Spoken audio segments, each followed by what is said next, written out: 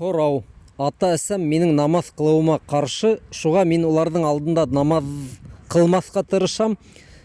Төн буһа гына бөтә намазларны кушып укып куям, дип һорайҙар.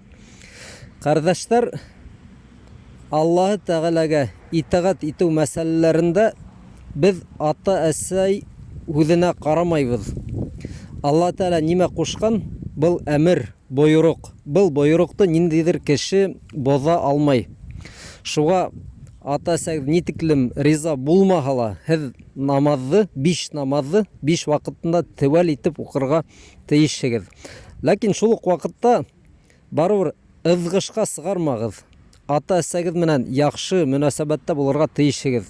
Бөтә төр изгелектәр эшләгеҙ ата-әсәгеҙгә. Әгәр улар Алла Тәғәләнең бойороғон кире ҡаҡмай икән, башҡа мәсьәләләрҙә, хәләл яки мөбәх мәсьәләләрҙә һеҙҙән ярҙам һорай, нимәнелер тыя икән, ул осраҡта һеҙ уларға итәғәт итергә тейешһегеҙ. Ләкин Алла Тәғәләнең әмерҙәренә ҡаршы сыҡһалар, бында уларға итәғәт юҡ. Намаҙ ул иң бөйөк ғәмәлдәрҙең береһе, бында бигерәк тә инде ҡаты торор кәрәк.